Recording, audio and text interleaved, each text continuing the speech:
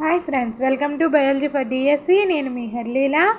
AP TET 2024 Telugu సిలబస్లో భాగంగా 10వ తరగతి జానపద నిజాబు అనే పాఠ్యభాగం గురించి ఈ వీడియోలో డిస్కస్ చేద్దాం. వీడియోలోకి వెళ్ళే ముందు బయాలజీ ఫర్ డిఎస్సి ఛానల్ని లైక్, షేర్, సబ్స్క్రైబ్ చేయండి. Stay tuned and keep watching. జానపద నిజాబు పాఠ్యభాగం యొక్క ప్రక్రియ లేక ఇతివృత్తం శ్రమ పట్ల గౌరవం. జానపదుని జాబు పాఠ్యభాగం యొక్క ప్రక్రియ లేక ఇతివృత్తం శ్రమ పట్ల గౌరవం. రచయిత గురించి. రచయిత పేరు బోయి భీమన్న. రచయిత యొక్క రచనలు పాలేరు, దీపసభ, గుడిసెలు కాలిపోతున్నాయి. సాహిత్య అకాడమీ అవార్డు 1975లో రావడం జరిగింది. పైరు పాట, మానవుని మరో మజిలి, రాఖీలు, పిల్లి శతకం, కావ్య కుసుమాలు, రాగ వైశాఖి, శివాలికలు, జన్మాంతర వైరం, ఉసారులు, జానపదుని జాబులు, ధర్మం కోసం పోరాటం. ఈయన యొక్క రచనలు మరొకసారి చూద్దాం. పాలేరు, దీపసభ, గుడిసెలు కాలిపోతున్నాయి. సాహిత్య అకాడమీ అవార్డు రావడం జరిగింది గుడిసెలు కాలిపోతున్నాయి అనే రచనకి 1975లో. మరొక రచనలు పైరుపాట, మానవుని మరో మజిలి, రాఖీలు, పిల్లి శతకం, కావ్య కుసుమాలు, రాగ వైశాఖి, శివాలికలు, జన్మాంతర వైరం, ఉసారులు, జానపదని జాబులు, ధర్మం కోసం పోరాటం. ఈయన రచించిన నాటకాలు పాలేరు, కూలీరాజు, ఆత్మకథ పాలేరు నుండి పద్మశ్రీ వరకు. ఈయన యొక్క ఆత్మకథ పాలేరు నుండి పద్మశ్రీ వరకు. ఈయన యొక్క బిరుదులు పద్మశ్రీ, పద్మభూషణ్. పద్మశ్రీ 1973లో రావడం జరిగింది. పద్మభూషణ్ 2001లో రావడం జరిగింది. పాఠం గురించి. నేపథ్యం, ఉద్దేశ్యం. జానపదుని జాబు పాఠం బోధనోద్దేశం జానపదుల కష్టాలు, గ్రామాల్లోని సమస్యలు.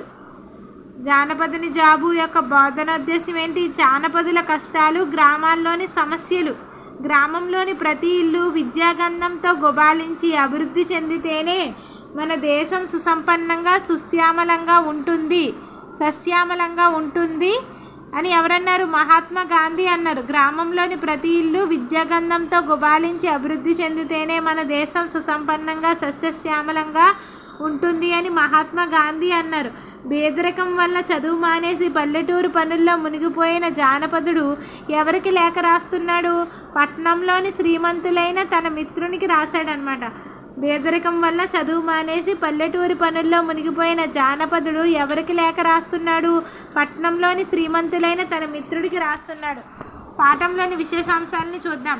బోయి భీమన్న పల్లెటూరి లేఖలను ఏ పత్రికలో ప్రచురించారు? జనవాణి. 1932లో రావడం జరిగింది. బోయి భీమన్న పల్లెటూరి లేఖలను ఏ పత్రికలో ప్రచురించారు? జనవాణి 1932లో. బోయి భీమన్న పల్లెటూరి లేఖలను జనవాణి పత్రికలో ప్రచురించారు. జానపదని జాబులు అనే బోయి భీమన్న రచనలను ప్రచురించినది ప్రజామిత్ర. జానపదని జాబులు అనే బోయి భీమన్న రచనలను ప్రచురించినది ప్రజామిత్ర. జానపదుని లేఖలో జానపదుడైన యువకుడు ఎవరి వద్ద కౌలు తీసుకున్నాడు? కోటయ్య దగ్గర కౌలు తీసుకున్నాడు. గ్రామోద్ధరణ ధ్యేయంగా రచించబడ్డ బోయి భీమన్న లేఖ జానపదుని జాబు. జానపదుడు చదువు కొనసాగించకపోవడానికి కారణం డబ్బు లేకపోవడం. జానపదుని జాబు అనే పాఠానికి మూల గ్రంథం జానపదుని జాబులు. తూర్పుగోదావరి జానపదుల యాసలో వీరి లేఖల్లో కనిపిస్తుంది బోయి భీమన్న.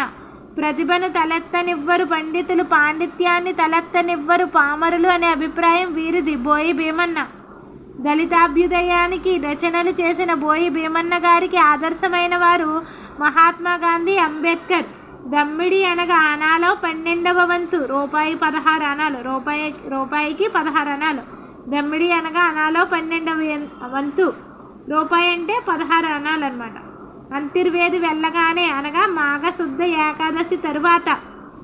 ఈనాడు సాహిత్యం అంటే కులము, మతము, వర్గము, ముఠాన్ని ధైర్యంగా చెప్పిన వారు బోయి భీమన్న. బోయి భీమన్నను ప్రభావితం చేసిన వారు మహాత్మా గాంధీ, డాక్టర్ బిఆర్ అంబేద్కర్. కరకట్టు అనే పదమునకు అసలు రూపం కరెక్ట్. కరకట్టు అనే పదమునకు అసలు రూపం కరెక్ట్, ఆంగ్లంలో పదం. బోయి భీమన్న పల్లెటూరి లేఖలను ఏ పత్రికలో ప్రచురించారు? జనవాణి 1932లో. జానపదుని జాబులు అనే బోయి భీమన్న రచనలను ప్రచురించినది ప్రజామిత్ర. జానపదుని లేఖలో జానపదుడైన యువకుడు ఎవరి వద్ద కౌలు తీసుకున్నాడు? కోటయ్య వద్ద కౌలు తీసుకున్నాడు. గ్రామోద్ధరణ ధ్యేయంగా రచించబడ్డ బోయి భీమన్న లేఖ జానపదుని జాబు. జానపదుడు చదువు కొనసాగించకపోవడానికి కారణం డబ్బు లేకపోవడం. జానపదుని జాబు అనే పాఠానికి మూల గ్రంథం జానపదుని జాబులు. తూర్పుగోదావరి జానపదుల యాసలో వీరి లేఖల్లో కనిపిస్తుంది. బోయి భీమన్న ప్రతిభను తలెత్తనివ్వరు, పండితులు పాండిత్యాన్ని తలెత్తనివ్వరు, పామరులు అనే అభిప్రాయం వీరిది. బోయి భీమన్న దళితాభ్యుదయానికి రచనలు చేసిన బోయి భీమన్న గారికి ఆదర్శమైన వారు మహాత్మా గాంధీ, అంబేద్కర్. దమ్మిడి అనగా అనాలో 12వ వంతు. రూపాయి = 16 అనాలు. దమ్మిడి అనగా అనాలో 12వ వంతు, రూపాయికి 16 అనాలు అన్నమాట. అంతర్వేది వెళ్ళగానే అనగా మాఘశుద్ధ ఏకాదశి తరువాత. ఈనాడు సాహిత్యం అంటే కులము, మతము, వర్గము, ముఠ అని ధైర్యంగా చెప్పినవాడు బోయి భీమన్న. బోయి భీమన్నను ప్రభావితం చేసిన వారు మహాత్మా గాంధీ, డాక్టర్ బిఆర్ అంబేద్కర్. కరకట్టు అనే పదమునకు అసలు రూపం కరెక్ట్, ఆంగ్లం.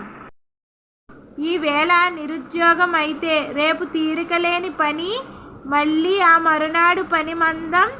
ఎటువంటి అస్థిర స్థితి ఎవరికి ఉంటుంది? పల్లెటూరి వాళ్లకు. ఈవేళ నిరుద్యోగం అయితే రేపు తీరిక లేని పని, మళ్ళీ ఆ మరునాడు పని మందం. అటువంటి అస్థిర స్థితి ఎవరికి ఉంటుంది? పల్లెటూరి వాళ్ళకి. రూపాయిని అనాలలో మార్చాలంటే ఎటువంటి లెక్క చేయాలి? 16తో గుణించాలి. రూపాయిని అనాలలో మార్చాలంటే 16తో గుణించాలి. మనం అభ్యసించే విద్యకు, జీవితంలో చేయబోయే పనికి ఉన్న అంతరానికి ఉదాహరణ రూపాయిని 16తో గుణించడం, రూపాయిని దుకాణం వద్ద మార్చుకుని రావడం. మనం అభ్యసించే విద్యకి, జీవితంలో చేయబోయే పనికి ఉన్న అంతరానికి ఉదాహరణ రూపాయిని 16తో గుణించడం, రూపాయిని దుకాణం వద్ద మార్చుకొని రావడం. పల్లెటూళ్ళు ఎందుకు కన్నీళ్లు విడుస్తున్నాయి? చదువుకున్న వాళ్ళు పట్టణాల్లో కులుకుతుండడం వలన పల్లెటూళ్ళు కన్నీళ్లు విడుస్తున్నాయి. గ్రామోద్ధరం అంటూ పత్రికల్లో రాసుకోవడం, ఉపన్యాసాలు ఇవ్వడం ఎటువంటి పని అని భీమన్న అభిప్రాయం. కాగితాలపై కోట్ల సంఖ్య వేసుకొని ఇంత ధనం ఉంది నాకు అని సంతోషించినట్లు. గ్రామోద్ధరం అంటూ పత్రికల్లో రాసుకోవడం, ఉపన్యాసాలు ఇవ్వడం ఎటువంటి పని అని బోయి భీమన్న యొక్క అభిప్రాయం. కాగితాలపై కోట్ల సంఖ్య వేసుకొని ఇంత ధనం ఉంది నాకు అని సంతోషించినట్లు. ప్రజా సముదాయం కోరే ప్రత్యక్ష ఫలము ఆడంబరం కాదు. ప్రజా సముదాయం కోరే ప్రత్యక్ష ఫలము ఆడంబరం కాదు. ప్రశాంత జీవిత సౌఖ్యానికి పుట్టినిల్లు పల్లెటూర్లు. ప్రశాంత జీవిత సౌఖ్యానికి పుట్టిల్లు పల్లెటూర్లు. పల్లెటూరి జీవితంలో ఓర్చుకోవలసినవి పస్తులు ఉండడం, కష్టాలకు ఓర్చుకోవడం. పల్లెటూరి జీవితంలో ఓర్చుకోవలసినవి పస్తులు ఉండడం, కష్టాలకు ఓర్చుకోవడం. పేదోళ్ల నోళ్లు కొట్టి కడుపులు మార్చి ఉన్నదంతా ఊడ్చుకుపోయి ఏమి చేస్తారు? బ్యాంకులలో, ఇనుప పెట్టెల్లో కుప్పలు పోసుకొని కూర్చుని సర్వభోగాలు అనుభవిస్తారు. పురిటిలోనే సంధికొట్టు అనగా ప్రారంభంలోనే అంతరాయం ఎదురైనది. పురిటిలోనే సంధికొట్టు అనగా ప్రారంభంలోనే అంతరాయం ఎదురైనది. కొత్త పరిచయాలు కలిగే కొద్దీ పాత పరిచయాలు అడుగున పడిపోతూ ఉండడం ప్రపంచ స్వభావం. కొత్త పరిచయాలు కలిగే కొద్దీ పాత పరిచయాలు అడుగున పడిపోవడం ప్రపంచ స్వభావం. జానపదుడు తన స్నేహితునికి ఉత్తరం ఎందుకు రాశాడు? సెలవులకు తమ ఊరికి ఆహ్వానించడానికి. జానపదుడు తన స్నేహితునికి ఉత్తరం ఎందుకు రాశాడు? సెలవులకు తమ ఊరికి ఆహ్వానించడానికి రాశాడు. జీవన విధానంలో కష్టాలు తొలగిపోతే పల్లెటూళ్ళు మానవ సంఘానికి ఏమి పంచుతాయి? ఆనందాన్ని పంచుతాయి. జీవన విధానంలో కష్టాలు తొలగిపోతే పల్లెటూళ్ళు మానవ సంఘానికి ఆనందాన్ని పంచుతాయి. పేదల కష్టార్జితంతో విద్యావంతులై వారిని కనీసం పట్టించుకోవడం మానివేసిన వ్యక్తిని వంచకునిగా భావిస్తాను అనే అభిప్రాయం వీరిది. స్వామి వివేకానంద. పేదల కష్టార్జితంతో విద్యావంతులై వారిని కనీసం పట్టించుకోవడం మానివేసిన వ్యక్తిని వంచకునిగా భావిస్తానని ఎవరి అభిప్రాయం? స్వామి వివేకానందుని అభిప్రాయం. పేదల హృదయార్తితో విద్యావంతులై సుఖాల్లో మునిగి తేలుతూ వారి గురించి కనీసం ఆలోచించని వారు నయవంచకులు. పేదల హృదయార్తితో విద్యావంతులై సుఖాల్లో మునిగి తేలుతూ వారి గురించి కనీసం ఆలోచించని వారు నయవంచకులు.